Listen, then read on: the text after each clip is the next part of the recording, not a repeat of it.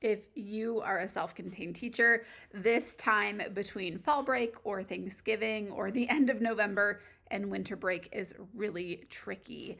Our schedules are out of whack. Students are so excited because there's new and fun things every day, probably dress up days or candy or parties or all kinds of fun and different things. And it just makes for a stressful and hectic time in the classroom. And so I want to share one of my favorite things that I did that helped incorporate some structure and routine and academics in the classroom, but it did it in a really fun way. And it was something that I carried all the way through. I always introduced it in winter, and I carried it all the way through summer in my classroom. As a self-contained teacher, you know it is so hard to find a one-size-fits-all solution. And that's why so many of our resources here at the Autism Helper are differentiated. And one of my favorite things to do was use those structured activities in my classroom, especially during low structure times like the time between November and December. Those are just tricky times. And so this winter vocabulary unit, it really does fit all of the boxes. And I used this with pre-writers, I used this with writers, and I want to share with you how I used this. First, you're going to get a huge page of information on how you can use it, but also every section comes with a data sheet. So you may not be able to use the Christmas words in your classroom, but there's winter words that you can use as well. There's New Year's words, Valentine's Day words, lots and lots and lots of choices here. So I'm just going to show you the Christmas one because that's lots of fun. It comes with an anchor chart. And so it's got the picture and it's got the word on it.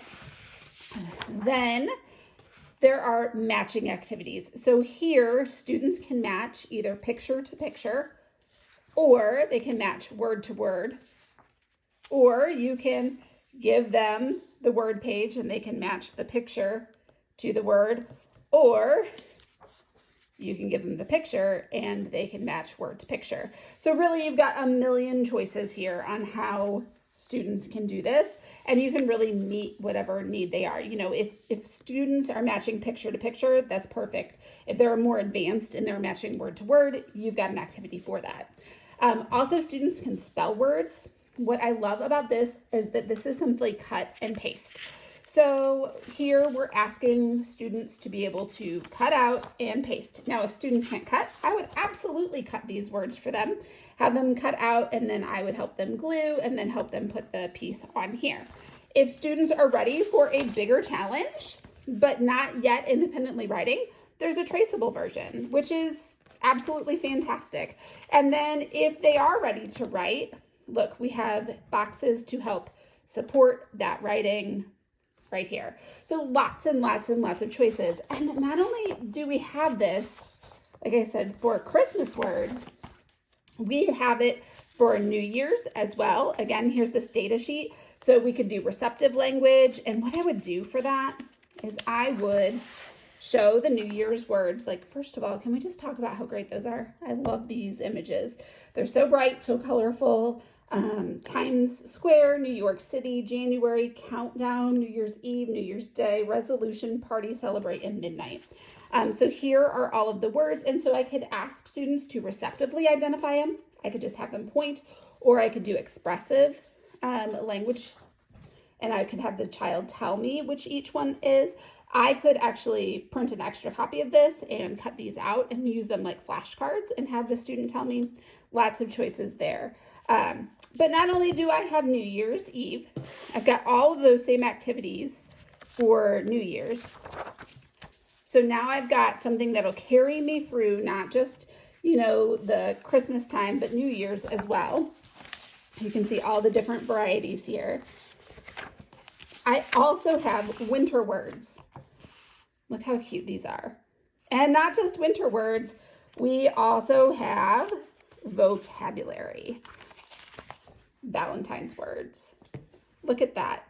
Aren't those adorable? So really, this will take you through middle of February. This one product, it'll meet most of your learners, if not all of your learners, in that self-contained setting. And it's going to be something structured that you can practice every single day. The way that I did this in my classroom, I'll show you with the Valentine's words. We would pull out the anchor chart everybody would practice here. Then I would take data and I would do receptive or expressive depending on the student. Then that would be on Monday. On Tuesday, we would do a matching activity. On Wednesday, we would come back and I would take expressive or receptive data again. And then on Thursday, we would do a spelling activity. And then on Friday, I would take data one more time, receptive or expressive. So really you could do this every day and just practice these words. You can incorporate these into morning meeting. You could incorporate these into your writing center, really wherever you want to do. These anchor charts are so great. And you can also send these home, which is phenomenal. I love a good homeschool connection. No matter how you choose to use these in their classroom, I know that with the wide variety of choices for your students, you will find something that really makes them successful. And that's what this is all about, having differentiated materials to where every student in your classroom is reached.